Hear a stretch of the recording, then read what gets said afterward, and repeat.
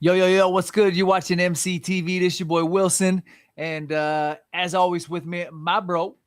This your boy Big Ray West, BIGG, representing the west side of Des Moines, Iowa, not to be confused with the West Coast. And they know. And today's extra special guest is the one and only DJ Killa Beat. Mer, mer, mer.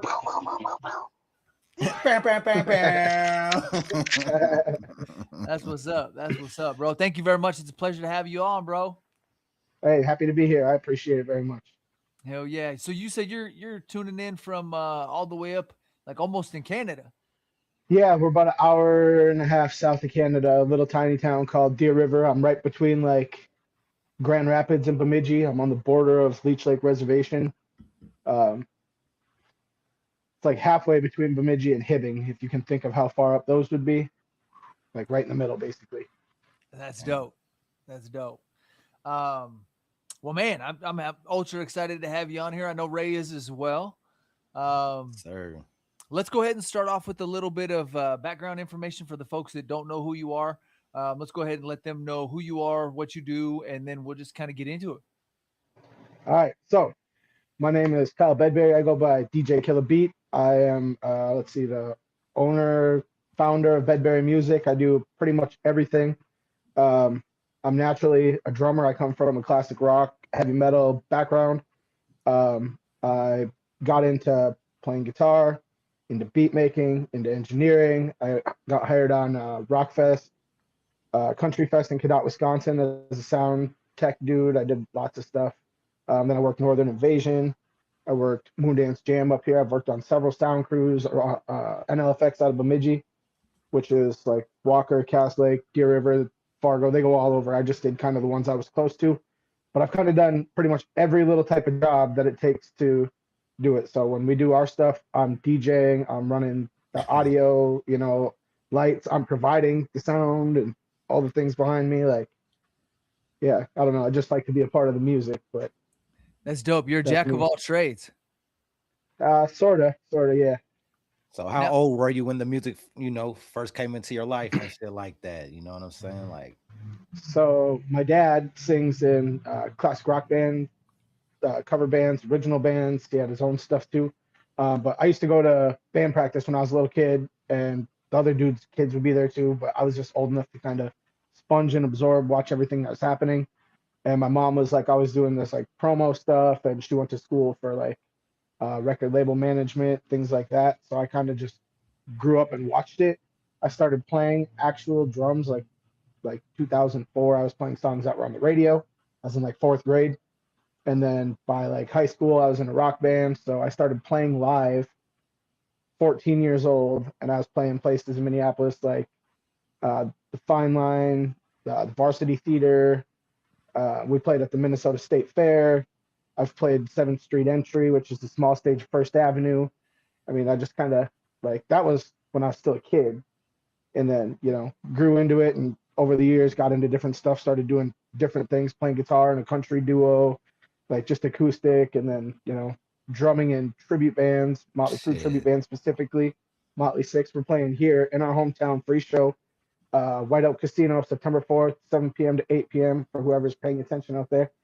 And, then we got this rap tour that we're kicking off in September as well. Like, I was young. And as soon as I got into it, it's like I seen like Kiss and Motley Crue. I'm like, fire, girls, blood, tattoos. Like, that's what I want to do. Boy, you got more seasoning than Lowry's. That's dope. That's dope, bro. That's exciting. You listed a lot of iconic venues. I've been to a lot of those, the Caboose, the Fine Line. You know what I mean? You listed a lot of iconic venues up there. Obviously, Prince is deeply associated with First Ave. So, and I'm sure plenty of the other spots that you Fine Line as well. Yeah. Okay. Yeah. So, how did it feel? So we don't have a ton of legends to kind of attach to here in Iowa in terms of music. We've got some local legends, and then we've got kind of Slipknot. But coming from a spot like Minneapolis, where you guys have Prince and a lot of other icons that came from that city, how did that mold your music background and music stuff? Did you even recognize that as a kid when you were coming up?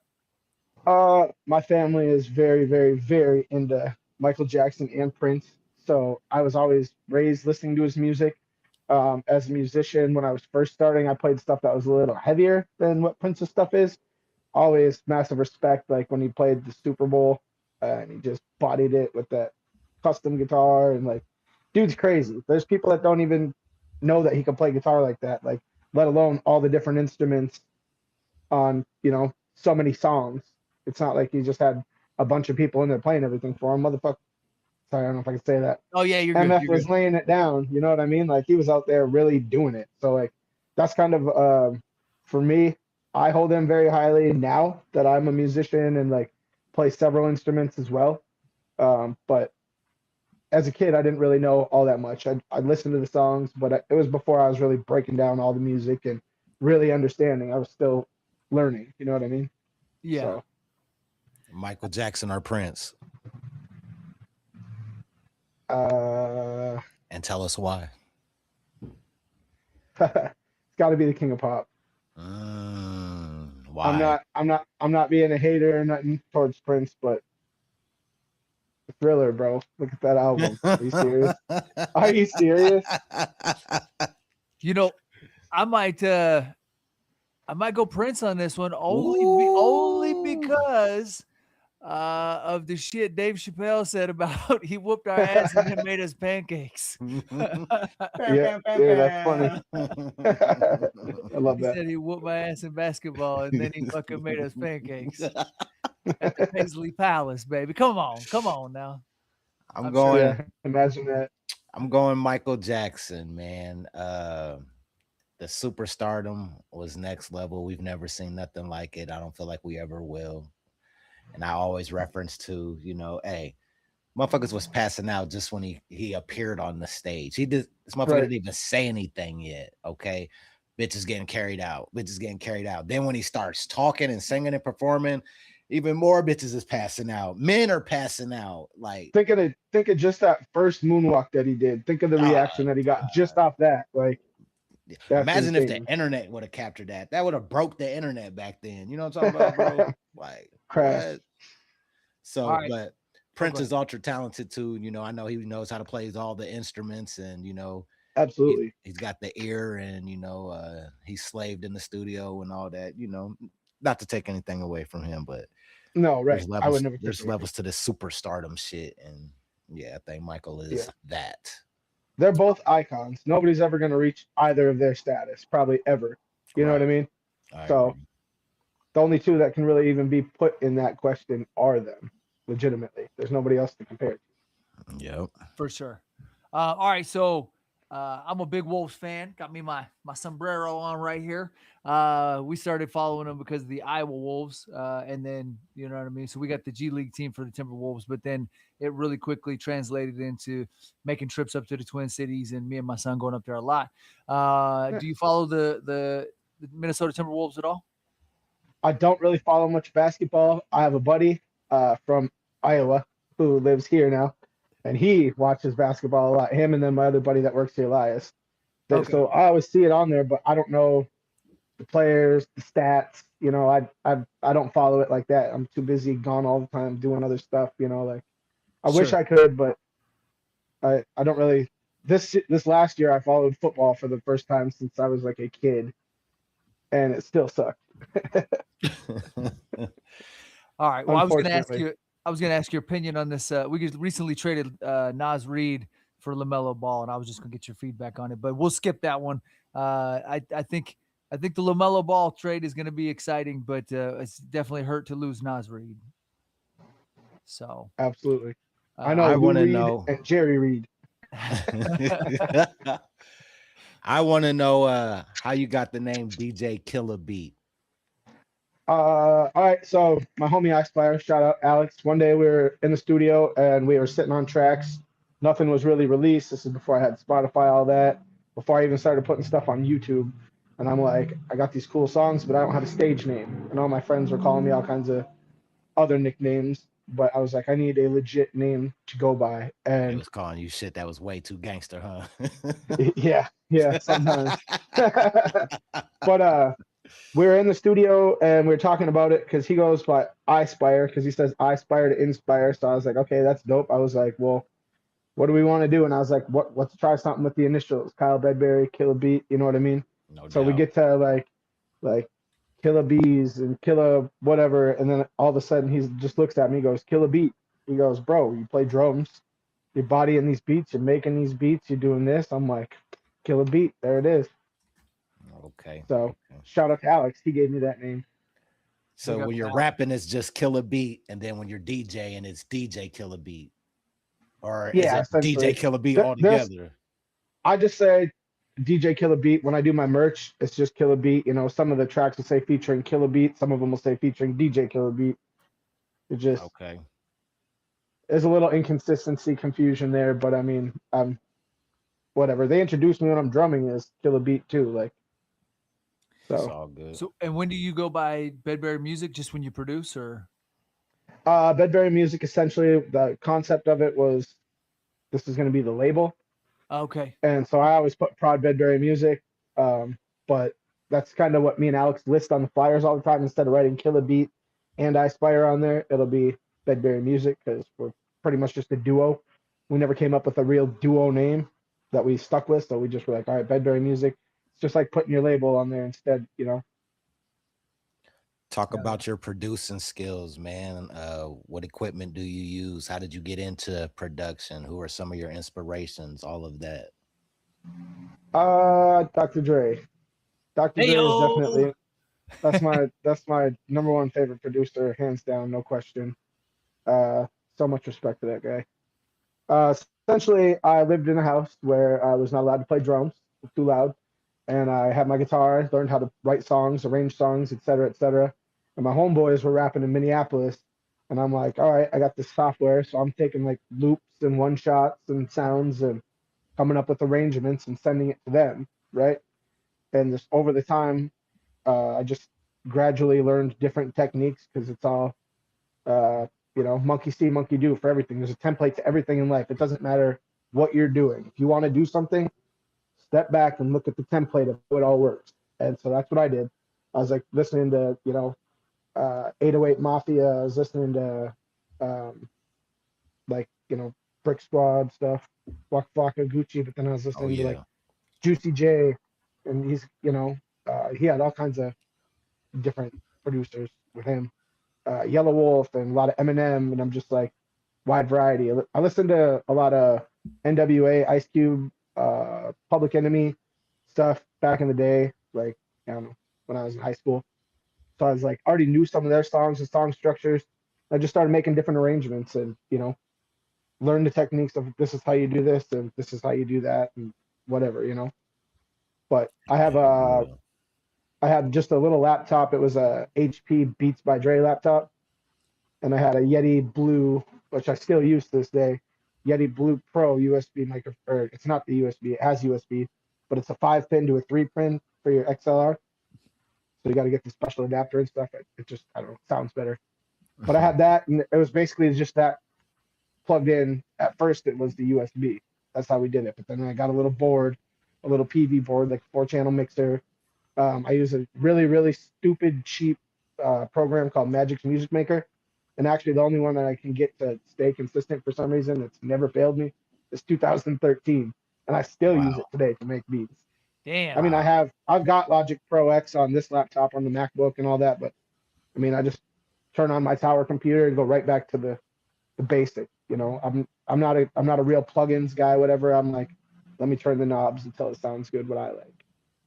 That's dope. Hell yeah. That's Shit, dope. motherfucker say a magic music maker. Yeah, bro. I bought it for like $20 and like legit 2013, probably 2014. Shout out to them boys. That goes to show you, man. It's not about the equipment. It's about how you No, use it. Damn it. Amen. absolutely, absolutely. It Amen. took All me right. a while to feel like that was the actual thing, but it is. So I like the record that you did with Ray. There's a lot of boom bap style to that, and that's kind of my flavor. That's my style. Yeah, yeah. Is that traditionally how you roll, or was that just kind of by design for that project? Like, what would you say your sound is? Ooh, I try not to have I don't have a box.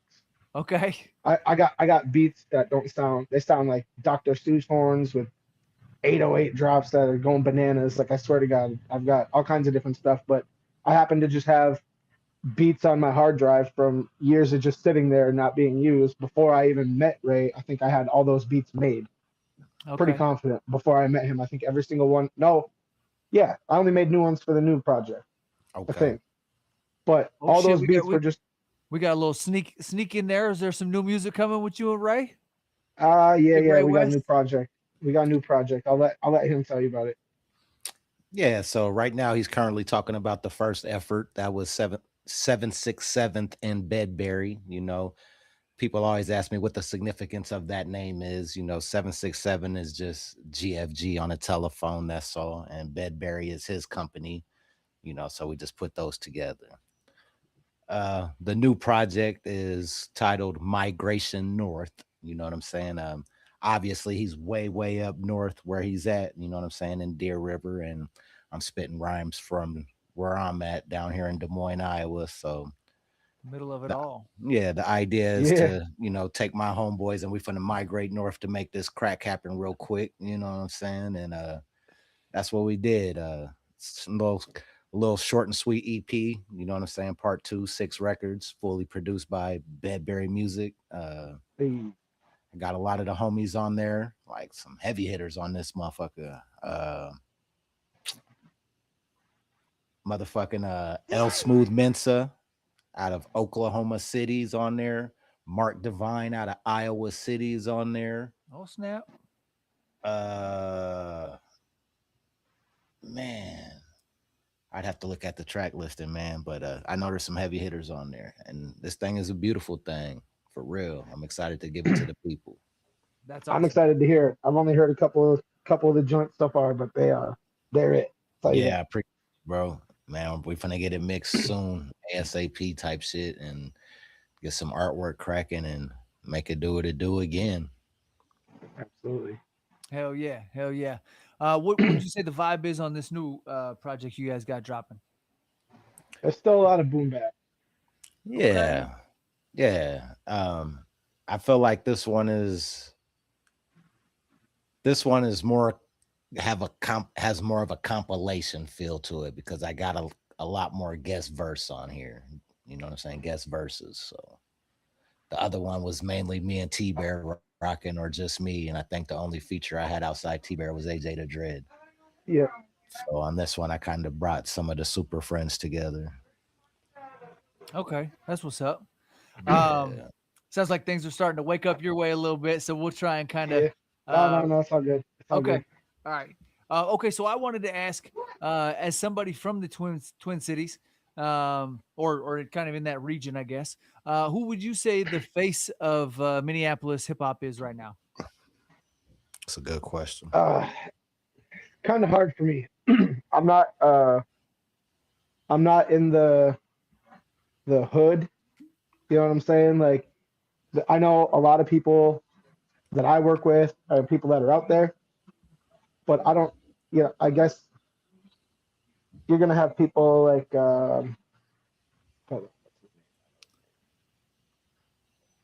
I know Minnesota put on for a long time up there. yeah, He's down in Texas now, but Prof is definitely putting on hard for Minneapolis right now. Obviously, he's not. I mean, he still resides from there, but he's kind of in a different bracket now, just because he's gotten so big. You know what I mean? Selling out massive. He sold out the Val Air when he came through here and whatnot. Um, but you guys definitely got a lot of. I mean, Des Moines has a nice vibe right now. A lot more artists are working together than have in the past. But when I go up to the Twin Cities, I was blown away when I started going up there. With Ritz and some of the other people, and performing or seeing them perform. You know what I mean? And I was covering it. Just the harmony and the support for the Minneapolis scene up there seems to be quite a bit further it's along than what we have down here yet as of now. it's definitely real. It's definitely there. The support and everything. Also, Jay Plaza is dude's name. Jay Plaza goes hard. He's probably one of to me one of the biggest ones that I could recognize and be like, that dude's like there. You know what I mean?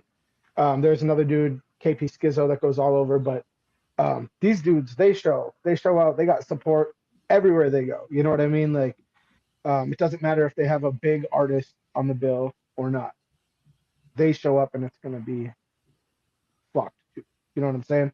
Yeah, Like they can pack a house on their own. I don't usually have too many, small shows. But when it comes down to like getting on a show, if I got to sell tickets or whatever, I got no problem dropping 20, 25, 30 tickets because I know that people will buy them and they will come support. They'll actually be there. Like there's a lot of people like, oh man, I don't want to pay to play or yada, yada, yada. Some of them dudes just can't sell tickets and it is what it is. Like I'm not dissing anybody by saying that, but legit, if you're out here, you could be the coldest artist, but if you ain't selling tickets and you're fighting the current, like you're not going to get very far. You're running into a wall constantly. What is your strategy?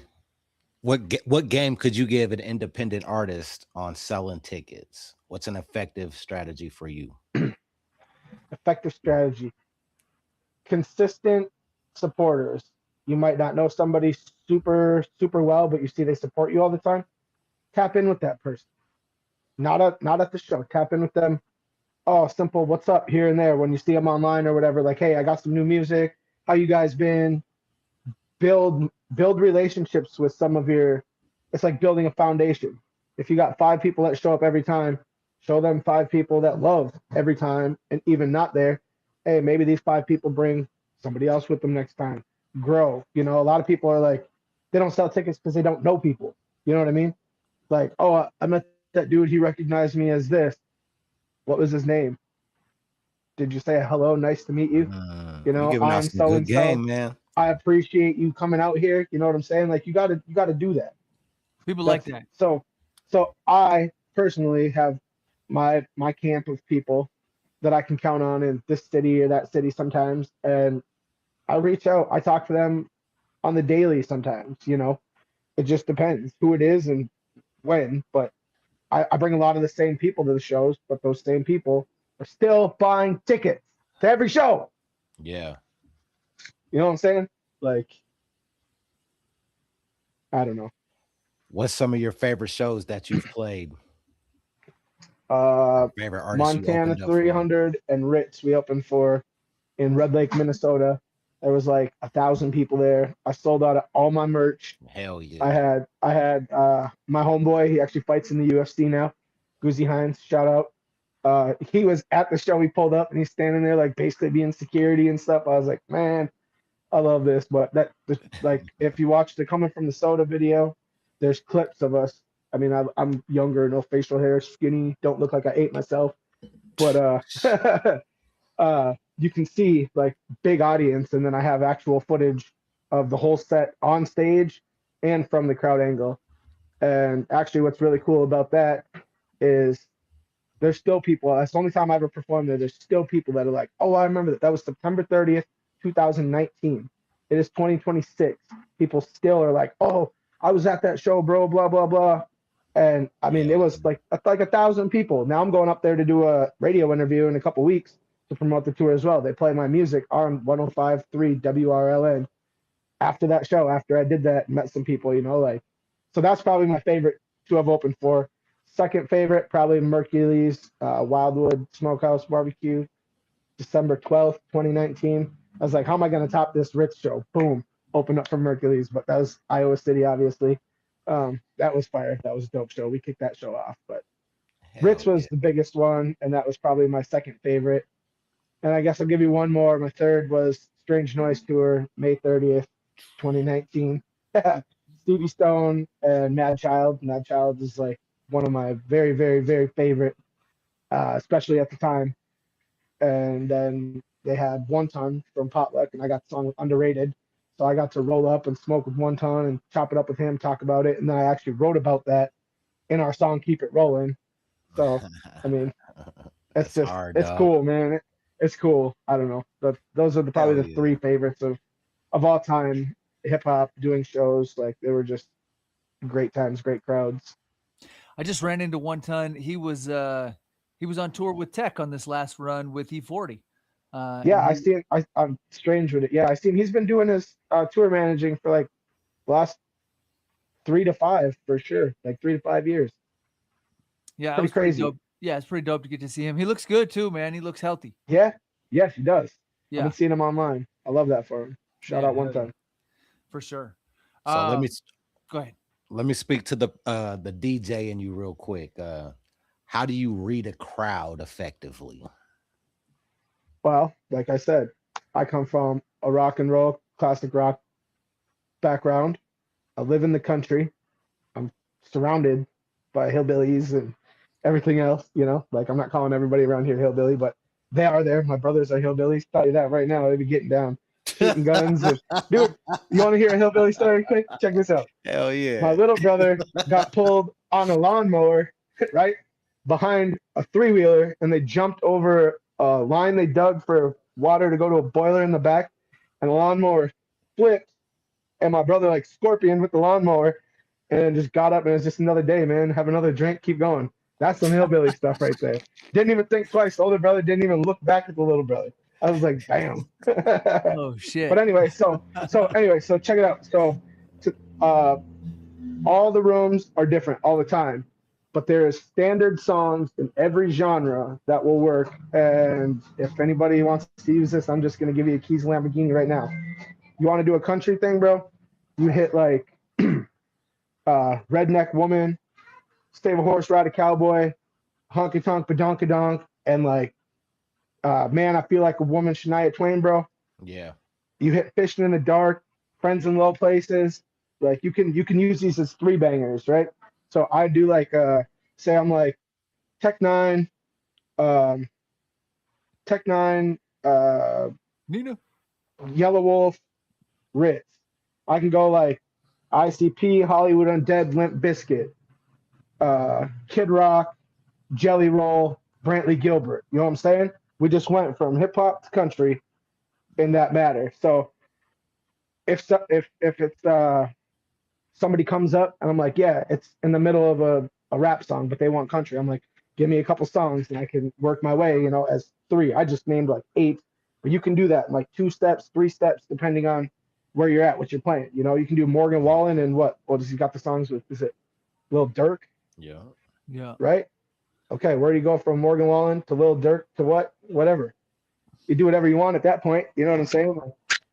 So when I read the crowd, I try to generally cater to the older crowd first, where you're gonna play like Bob Seger, you're gonna play old time rock and roll, you're gonna play Some Kind of Wonderful, Grand Funk Railroad, then you're gonna play Come and Get Your Love by Redbone. You're gonna play like Living on a Prayer, uh, Nothing But a Good Time, and you go, Let's Go Crazy. Let's Go Crazy. You're going to Michael Jackson, you're moving, you know what I'm saying? Like Oh, you you know just what you're find doing. what yeah, This is what you know what he doing. Said there's a formula. yeah. Yeah, there's So levels just to like this if shit, there's bro. if there's little kids, you're gonna play some T Swift, some Rihanna, some Lady Gaga. You're gonna get whatever. He said, I'm It mixing a little depends. baby shark. Yeah, bro. Sort of got the chicken dance, dude. Moana. Hey, what can I say except you're welcome Hello. for the islands I pulled from the sea. Like ridiculous. I play everything, dude. At weddings, I'm a babysitter for a good hour and a half. All them kids, bro, they be doing cartwheels, Yeah, flipping, running around, going crazy, it's eating all sugar, good. playing with lights, smacking each other. Oh yeah. I like I said, I cater to the older crowd, and then ease it into some of the filthy music at the mix. All right, so I want to pivot back over to your history of Minneapolis. Are you familiar with Soundset? Yes. Okay. For those that don't know, that was the largest hip hop festival in the United States, and Minneapolis was the home of it for many years. Many years. Um, so, what was it like as a young person, or even just, I mean, what was it like growing up with Soundset in your backyard? I mean, and your home city hosting the largest hip hop stage in the world. So I knew a lot of the artists, who they were and stuff, but I never got to attend. I was in rock and roll land at that time. You know what I mean? Okay. Like I was we're playing band practice, bro. I was so committed to this music. I used to get grounded, right? And think of like jail. You do whatever days, right? I got 2 weeks of being grounded. I can have band practice on that day, but it don't count. I'm still grounded the whole day with rehearsal, but that day doesn't go against my time. Like, and I'd be doing that, and then I had show days, and show days, I turn my sentence of being grounded into a month real quick, you know. So it is what it is. I was a little skateboarder kid, you know. Everybody goes through their teenage stuff, but I mean, I didn't go to a lot of concerts unless they were my concerts or if they were local, because I had a homeboy bringing me into clubs when I was like 15 to tech or get up and guest drum. Like I was allowed to go in these bars. I had paperwork that said I could be in bars to play shows and stuff like that after 10 o'clock. I don't remember what the terminology of the license or whatever it was to do that was called. I don't remember, but I was just heavily involved in local rock and roll shows at that point, and you know, there's still people that I met back then that I play with today, or they'll call me like, "Yo, can you fill in for me? I need a drummer." I'm like, "Yeah, bro." All because I was out there when I was 15, you know, in a bar watching a band support, and now they, you know, watch me do my thing over the years, and now they call me. I'm like, "Hey, yeah, that's cool." So I didn't get to attend Soundset or much of the hip hop stuff at that point, but that, you know, like I said, I was still doing music. I just wasn't doing hip hop stuff. Oh, okay. What are some of the main differences that you notice being a part of the rock and roll set and then being a part of the hip hop scene? You know, what are some of the big differences going back and forth between those two? Let's see here. There's a lot more people at rock shows because there's 5 dudes in each band, and there's 2 or 3 bands. So you got, you know, their kids, their wives, their brothers, their, you know, their moms, etc.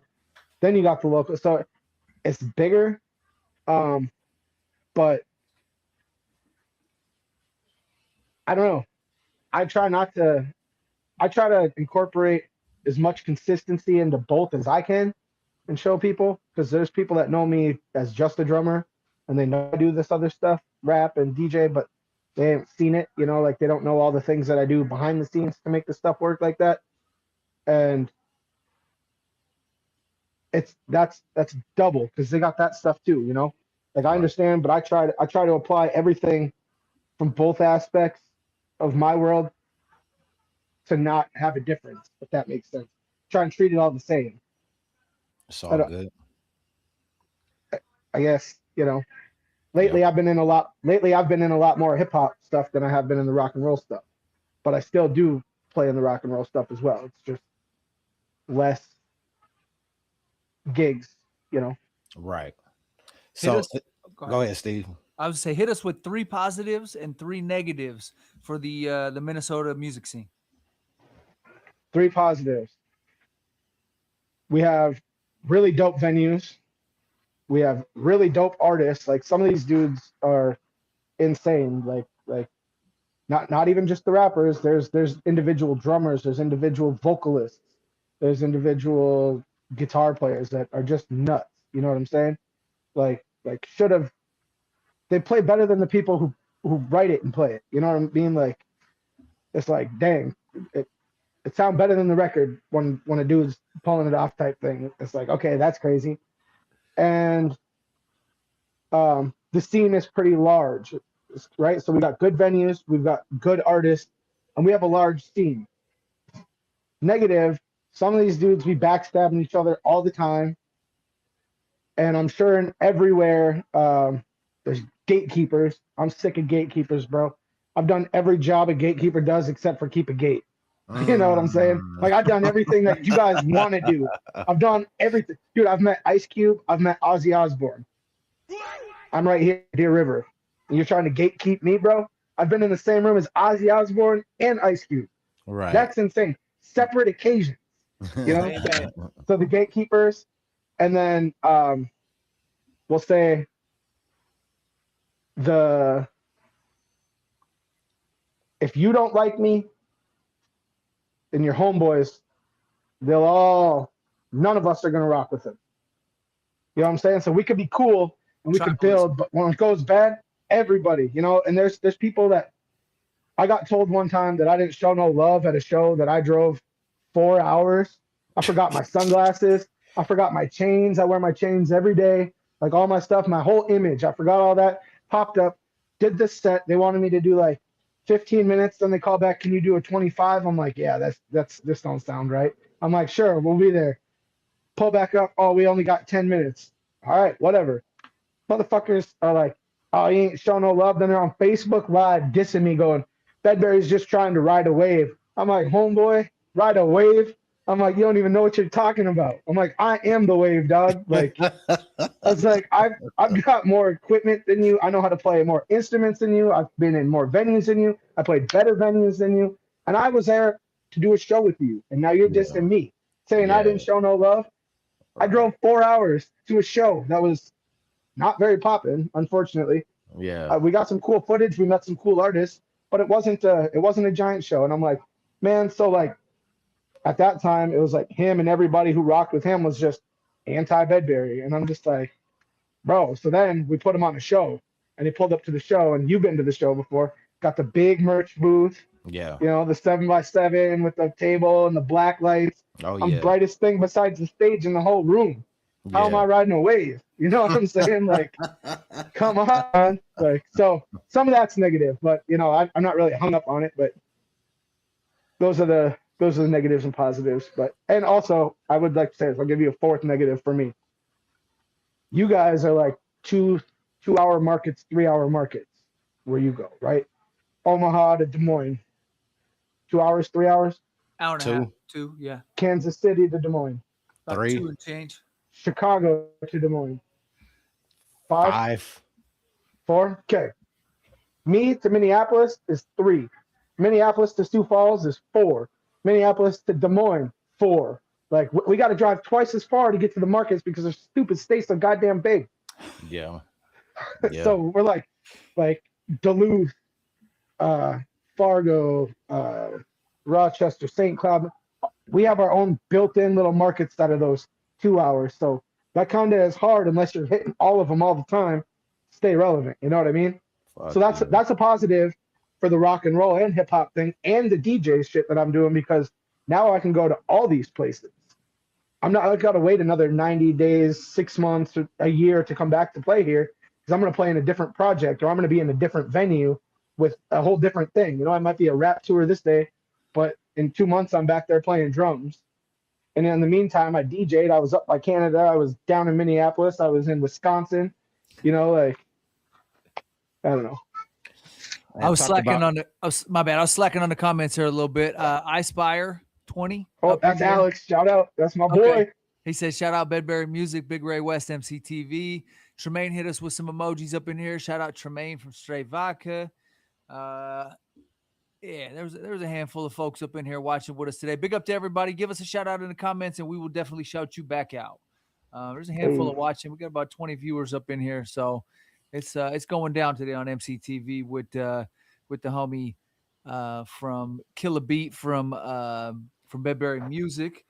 Just a moment ago, just because we all in the strange music scene, I had to silence the homie D-Loke the Gill God was calling in. Man, trying to get a hold of me. Alex has like a feature with him. We haven't done nothing with it yet. We recorded our part. I told him we should re-record it and then send it over. But there's a deal going down with him too. That's fire. I love that. Hell yeah. Hell yeah. Man, talk about your discography a little bit, man. How many albums you got? What's your most recent project?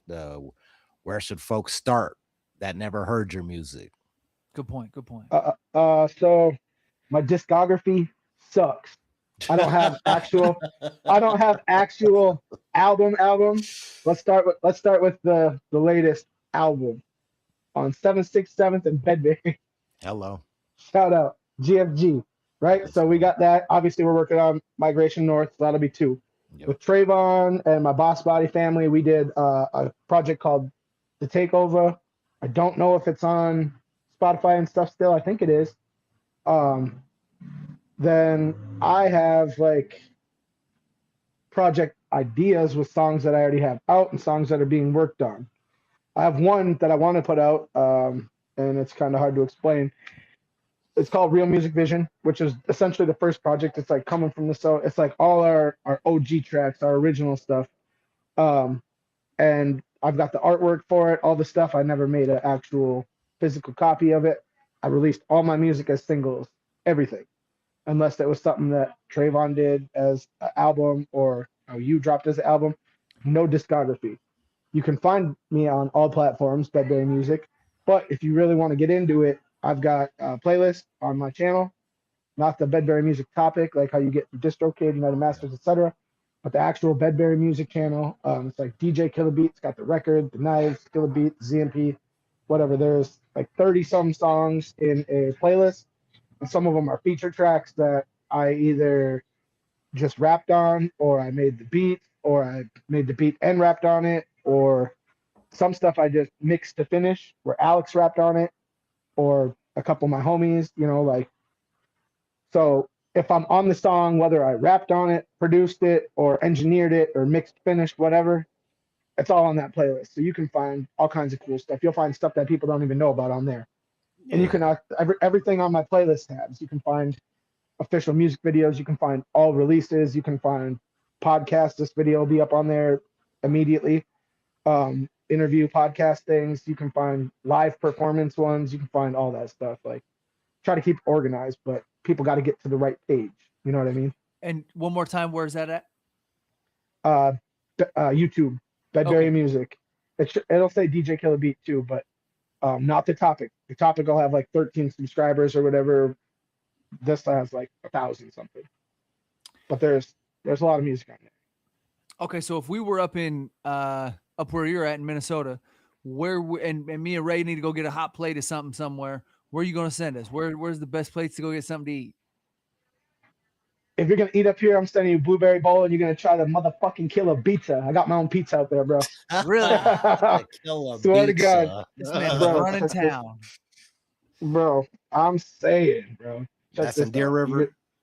In Deer River, Minnesota. The Killa Pizza. The Killa Beats.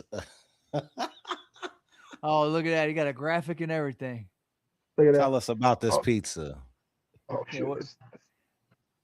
Too close. There it is. There we go. Look at that. Got my glasses, tattoos, high tops, chains. That's the Killa Pizza. Anyway, so it's a ranch base instead of like marinara, pizza sauce. Ranch you got based. Yep. You got fajita chicken. You got bacon bits. You got hot sauce, and you got like it's called Harry sauce. It's like a sweet, zesty barbecue that they drizzle on there. Thickens up when the pizza gets colder, bro. I'm telling you right now. Next, this is what I'm gonna do. I'm gonna bring a take and bake to Brandon, South Dakota. Put that on the hood. That's what I tell them all the time. They're like, "You like it?" I'm like, "Put it on the hood." I got everybody yelling, "Put it on the hood" around here. I swear to God, it's crazy. But I'm gonna bring you a take and bake, dude. I'm not even playing with you. I swear to God, I'll put it in the cooler, all that. You will like it. Do it. You will like it, bro. It's so fire. I'm telling you. Who came up? Did you come up with it, or? Yeah, kind of. It's just it's a pizza that I modified. So instead of celery, I did the bacon bits, and then I added the Harry sauce on there. So it was basically a hot wing pizza before, and now it's like one of the best sellers up there. I just be promoting the fuck out of it. That's awesome. Got T-shirts made with it too. That's how you do it. Like the staff wears the Killa Pizza T-shirts. Like they bought their shirts and they wear it to work. And they like, if I'm in there, somebody's like, "What's a Killa Pizza?" Somebody will be like, "Yo," and I'm like, "Oh yeah, that's my pizza." Blah blah blah. Tell them all about it. Give them the elevator pitch right there, and they try it, and then they go, "Damn, that pizza is good." They go, "That's actually really good." That's dope. Okay, so if somebody wants to help support the movement, where can they cop the merch at? Because I've heard you reference your merch a handful of times. Can they get it online? No, kinda. If you hit me up online, I order the blanks. I bring them to my printing people. I get them printed, and I'll ship them to you. Or when I'm coming to your town, I'll drop them off. Currently, I have mix and match merch. I have lots of designs. So when they hit me up, I send like a Google Drive link with all the T-shirts and the name of the shirt, whatever. So I know exactly which one they want. I've got it all listed out nice. But I can't figure out my online store on my website because too much of a hassle sometimes, but I'm doing everything else. So yeah. Currently, I've done all my merch since 2018. Like I've heat pressed my stuff. I've screen printed my stuff. I'm actually considering just buying another press because sometimes I get misprints. It happens, you know. But I'm like, I wouldn't have to wait again if I just ordered and, you know, had stuff on hand to just do it. But yeah, if they hit me up, you can get hoodies, you get hats, t-shirts. Let's see, we got like koozies, shot glasses, bracelets. I did the face masks for COVID. We got like beanies, snapbacks, curve bills, ski masks, all kinds of stuff. Earlier, you mentioned your tour, man. Give us a little more details about your tour. What's the name of the tour? Who's involved? What cities are you hitting? And yeah. All right, so we got the Independent Hustle Tour featuring DJ Killa Beat and Mayday. Not to be confused. I Spire will be on it. Will be Bedberry music, but featuring myself and Mayday. Do you Now you mean We're say kicking Mayday off the band or Mayday the rapper? Mayday 612. Okay. Mayday Justin May. Okay. okay, Not so Strange Music not Mayday. I strange wish. music. I wish. Okay. Nope, nope, nope, I was nope. like, Sorry. damn. Sorry. I'm You so like used this to boy good. I'm so used to talking about Mayday like as my homeboy. I don't even, you know, Yeah. I really like Mayday's music. I listen to them, but That's we had to this clarify is it. my life, Mayday. So like I'm on the phone with this motherfucker all the time. I'm like, that's Mayday. So sorry for the confusion, but we're gonna do that. We're kicking off September 10th at the Gopher Bar and Grill in Duluth. First time show there. Actually, this whole tour, every night is free. So wherever you're at, Nice. when I'm gonna list all these dates, there's gonna be stuff online. Tap in with us. Big Ray West, GFG will be in Brandon, South Dakota, which is the end of the tour, the final night. But we're kicking off September 10th, Duluth Gopher Bar. September 11th, I'm right here at the Wagon Wheel, Deer River. This is the bar I work at. Then the following night, night number 3, Froggy's Bar and Grill, Pine City. Night number 4, the Acadia in Minneapolis, which is a Sunday night show. Then I drive all the way home for 2 days to work, bank up some more money, go down on Thursday to be in Anoka, Minnesota at Misfits Saloon on the 17th. On the 18th, we're doing like a content day. We're giving interviews with Family Hour podcast, which is the Acid Mints Camp, which is Mayday's camp. Cameron Calvin, Two-Faced Gemini, Chucks Bravo, they will also be on shows. Then we go to South Dakota for Brandon, South Dakota, which will have GFG, AJ the Dread, Gorilla Pimp, Code Red. Obviously, is T-Bear's coming with you, right? I don't think T-Bear's making this one. It's going to be me, Okay. Dread, and AG Strange. Hey, that's fire. That's fire. All good. I figured you'd have that part all worked out. Yep. But then we got MIC North Star, Miss Royalty. They're from like Fargo, North Dakota area. They're gonna be in Duluth and Deer River with us. I've got Psycho Michael, Blunt Bros, a new kid that just performed here with Zeus Rebel Waters. We just did a show here last Saturday. His name is Nicola. It was his very first show. Bodied it. Had a bunch of people in for him. Like, it was just exciting to see him do his first ever live performance at one of our shows here at home, and the people show up for him. Like, that was awesome. We're gonna have Stampede, Trayvon, EMD Breeze, Stewie. You got a pack I don't know. lineup. There's a lot. Yeah, there's a lot of people, and you know, most of the people are only on two shows throughout. There's a couple that'll be Stampede will be the whole run with us. He's our regular tour package with me and Mayday and Alex. I Spire, shout out again. And I don't know. There's a few more on there that I know I'm forgetting, and I apologize. I did this on the last podcast too, but I named people this time that I didn't name last time. So let's talk about that. Hello. Yeah. Shit. And that was a week ago. So boom, I got it together. 2 podcasts in 2 weeks, 1 week. And I 2 always ask Thursdays, people baby. this, bro. I always got to ask performers this. How do you feel about rappers performing over vocals? So I used to not like it. Now I don't mind it because like me and Alex, we chop, right? And when we did our first shows, and there's footage of this, we had 0 backing tracks. It was just the instrumental. We went out there, we gave it everything, and we killed it. There's times we fell off, and we fell off hard, unfortunately. Hold on, I gotta plug this in or it's gonna die.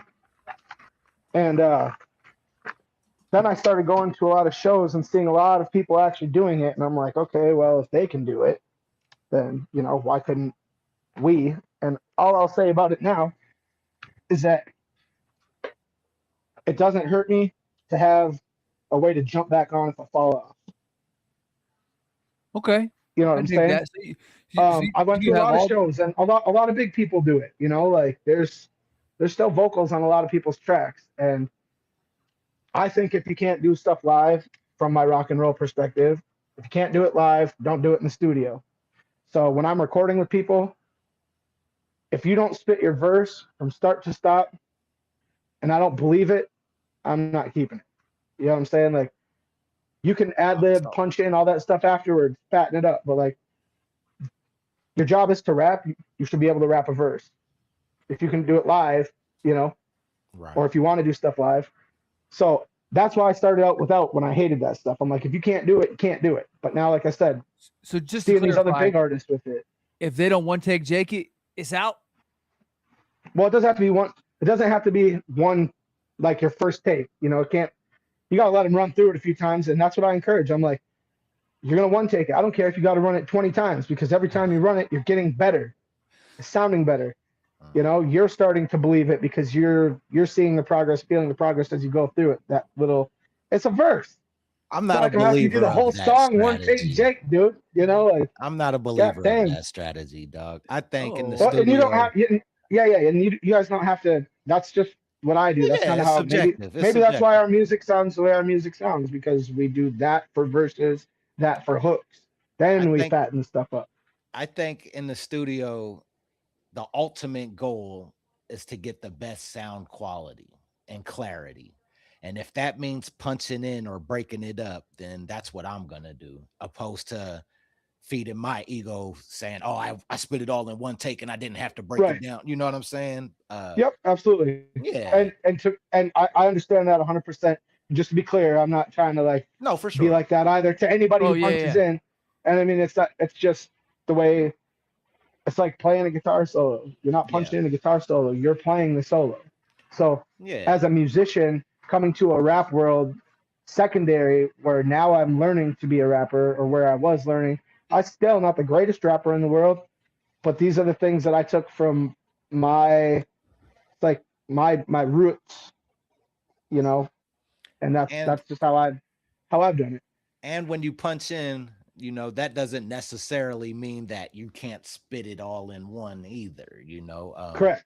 Yeah. Absolutely. So When I've heard Tech Nine even say when he writes his lyrics, after years he or early on he realized you have to be able to perform this, and so he wanted to write rhymes that he could perform. And so I agree with that, and I think that other talented and tried and true musicians agree. Maybe not every song has to be performable, but I think the majority of your music you want to have that in your bag in case you want to break it out on stage. I, Yeah. Right. I think if you Yeah. rehearse anything, you can perform it live. That's just my opinion. Correct. Like, Yep. Practice makes perfect yeah, every thank time. you. If you And put you the know, work in, you can spit your shit, bro. yeah, Period. absolutely. And like I said, I don't got no platinum records sitting behind me. Yeah, Yes, I sir. got some lights and a DJ table, some speakers. You know what I'm saying?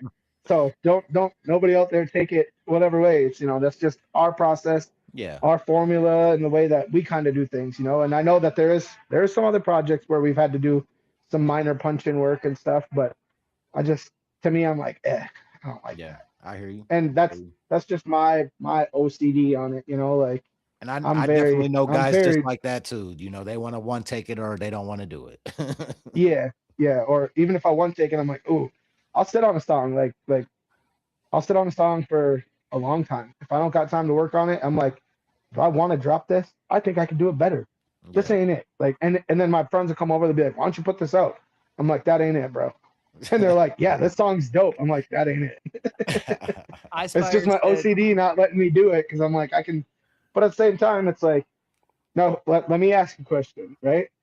Because I asked this, or I talked this with Stampede and Alex the other day, I think it was. Um, if we were gonna do it like if we got signed, right? And I just got all these songs, and some of these songs I'm just sitting on. Some of them are whatever. Obviously, I don't think I'd be able to do anything that was already released through like a distribution service, obviously, unless I took it all down. But you could take a handful of these songs and bring them into, you get signed, say, to Strange Music. You're going in the Strange studio. You got some of these songs to put your first stuff together, right? Our songs might sound dope right now, but they're gonna sound way better and probably be a lot stronger songs after it goes into like that process, right? So do we get hung up on if the song's perfect now, or do we just drop the music because people want new music? Right. I mean, there's a lot of people that say, and you and I both agree, Dr. Dre is one of the best producers, but he could be a lot further along. But he's a perfectionist, and he kind of hinders himself with releasing projects. That's why we never got Detox. Right. So I could drop songs, but I'm just like, my OCD is like, well, it's not ready. But I'm also like, the song ain't making me $1 million goddamn dollars either. So what's the problem? Like. iSpire jumped up in here. He said the tone and energy is so easy to change. It's hard to punch in, especially in chopper phrases. Yeah. It's really funny.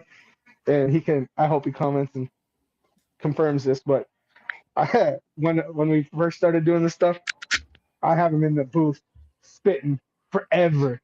I'd be like, he'd be, I'd be like, that ain't it. Take a drink. Your phrasing or your voice is straining. I just kept punching him out just because it was funny. But I mean, I was making sure, because I know what's the point in letting him do it all for him to turn around and be like, oh man, I don't like that. Redo it. Like I could already tell. Nope, done. Nope, done. No, it's just So him punching in, that's hard. That's hard to do with some of the stuff. Yeah. I could make it work with him if I absolutely had to, but like I said, my OCD is like, nope, I'm not doing that. It's not even an option in my head. I'm like, no. When the tone, like when you're punching in, I get that, sometimes it's hard to keep the same tone. For me, I find it's easy when you just overlap, you just start overlapping them. Yeah, couldn't you back it up like a couple bars so that you're matching right there and then going right into the new thing? And then you'll slide right into that tone. That's how your tone will be right back there. You'll be able to hear it, match it as you're going. That's how I do it. If you're watching bookmark this shit, you're getting some gems, y'all. Now check this out too. Since he's watching, everything that you've ever heard that we've done, I never had playback in my headphones because my stupid mixer, for some reason, I could turn off the beat to listen to the vocal file, and the vocal file will have the beat playing in it. So every time with the matching thing, like he's saying, you get one headphone and one a little bit off so you can hear yourself. Now I've got a setup where you can have 4 headphones. I'm like, none to 4, baby. Let's go. There you go. Shit. Yeah. But he hasn't been up to record since I got that yet though. So is what it is. How did y'all fellas meet? So I had a house that I lived at where I couldn't play drums, where I started doing all this stuff. And his brother actually lived with us, and he would come over and hang out and stuff, and we'd be smoking up and having a jolly time. But he'd come over with headphones on, Cottonmouth Kings, Tech Not a jolly time. just rapping. And this is like before I started writing, before I was even like, I'm like, I need somebody to help me so I can focus on, engineering, learning how to mix and master vocals, that type of thing. And I was like, yo, why don't you try and do that on one of these? Let's write something. So then we just started doing that, and then it'd be like every day smoke sessions, listening to new beats that I made, coming up with whatever we could, and just all because his brother lived at my house, and I just met him through that way. Pretty nuts. That just reminded me, you were talking about smoke sessions. You guys are fully recreational up there now. Has that taken place? Do you guys have stores? They're stupid. They're dragging it like a lot. Like the reservation where I'm at over here, like they got Cass Lake as a dispensary, Walker has a dispensary, Red Lake has a dispensary. Pretty sure Bemidji probably does. Then I got to go like to Hibbing or Duluth, which is like an hour and a half. Like there's nothing in the 15 minutes away in Grand Rapids, the big town where we are. There's nothing in there that's legit yet. Like you can get like some seeds or you get like some edibles and stuff, but like you ain't getting big packs. Like I think when I went to Anoka, was the biggest pack you could get was 100 milligrams, and that was like $25. But they always run out of pre-rolls. I'm like, you guys are slacking. Like, I got more pre-rolls than y'all. That's cool though. Do you think Alex said or iSpire said, I remember one day it was 4+ hours on one verse. Never in my life. But hey, now to be fair, it was like 32 bar verse where he was just gunning, Okay. just straight gunning, straight gunning. No Dr. hook, Dre no was there or nothing. something.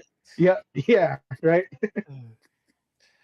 No, What, we had fun back in the day. if you had to give an independent artist some advice in the game, what would you give them?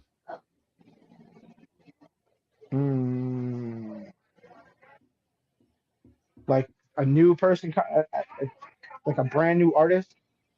Yeah, somebody that's grinding like us, you know. Network. Talk to me. Ask me who I think you should talk to. Yeah. Ask Ray who you think or who he thinks you should talk to. You know, as much as you hear, it's not what you know, it's who you know. Yeah. That's very true. But if you know a lot of shit, then who you know is really, really important. You know, like if there's, I mean, I've sent a lot of people to tap in with Zeus Rebel Waters. I've sent a lot of people to tap in with J Rod the Problem, Stoner Jordan, DJ Italy. You know, if they're like, hey, how do I get a show? How do I get this? How do I get merch? I'm just like, give them the contact. If they don't do it, that's on them. But you know, I'm like, network, network. Yeah, right. You're not exactly. gatekeeping the information? No, exactly. No, that's what I'm saying, man. I'm like, oh, you need this? I can do that for you. I'll take your background out so you can send it to the merch guy so he can get your fucking t-shirt made. You know, whatever. You know, you want to get on a show, you're in this city, tap in with my homeboy over here. For sure. Reach out. Ask about a collab. Go out to a show and go meet some people. There it is. That's the thing, man. People think having an online presence and an online following translates to real life fans coming out to the venue to support you. Like, small just because you got percentage 10,000 followers on Instagram doesn't mean 10,000 people are coming to your show. You know what I'm talking about? Right. Yeah, exactly. Yeah. I agree 100%. It's hard to get people to spend money to come out to your show. Like, you got to actually be out there meeting people and connecting. That's why I said you got to hit these people up on the side sometimes. Like, hey man, I got new music coming. I'm coming to your city in 2 months. Let's go. Is there a good place to eat? Let's go down here and eat before the show. Go link with some people. Let's take give a motherfucker a t-shirt. Yeah, dog. You don't got to hook people up. I don't care. Give them a bracelet. Yeah. Give them a sticker. Do something. Bro, I was just out. Network. I was just out in LA, and we went to the Comedy Store, and this dude Craig Conant, who is a awesome. He's hilarious. Yeah, so I was just kicking it with him, and he just gave me a free hoodie, and gave my wife a t-shirt, took a picture with us, autographed some shit, and then gave us a whole tour of the club that was like private because I'd come all the way out there from Iowa, and he was like, "Bro, let's kick it, let's kick it." Hell yeah, bro, that's sick. That's how you create a. You have to reach out to him next time. Next time he comes around this way, you got to reach out to him again, man. Yeah, without a doubt, bro. Yeah, put on a tour someday, and this motherfucker's hosted. Bro, he took us. Put on a show, have him host for the show. He took us backstage. On his day off. He took us backstage, and we put one in the air. Yeah. Hey, yeah, fire. Yeah, he was cool. I love that. Yeah, he's hilarious. I got a homeboy that's actually from here who sent me a clip of his, and he goes, "Dude, you should reach out to his team." I'm like, I would love to. I haven't, but I'm like, maybe now that I know he's down to earth, I'll be like, hey man, what up?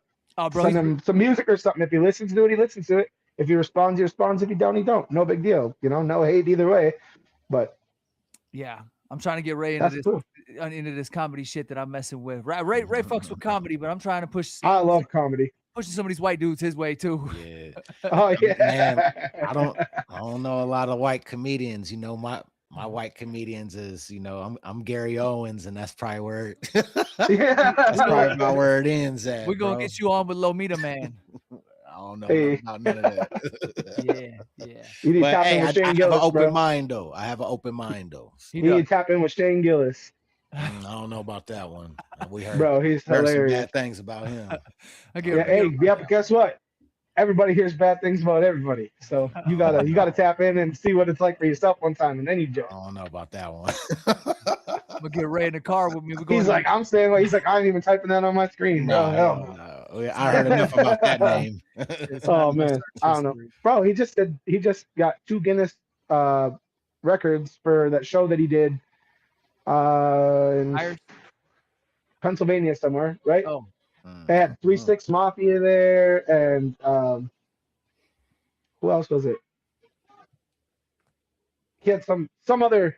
It wasn't a comedian. It wasn't a band. It was another form of entertainment that he had, and he sold like 70,000 plus tickets, 73,000 tickets or something like that. that's wild. Like as a solo comedian, because he was the only comedian, but he still had 3 6 Mafia, et cetera, you know. But he still got the record for it, you know. Like, I don't know, pretty nuts. That's hard. That's hard. Yeah, absolutely. So you want to take us home, doggy? Yep. Man, thank you so much to everybody that tuned in today. Thank you very much to Bedberry Music, to Killa Beat. Thank y'all. Thank you. Yeah, this was a blast. Thank you to everybody that chimed in the comment section.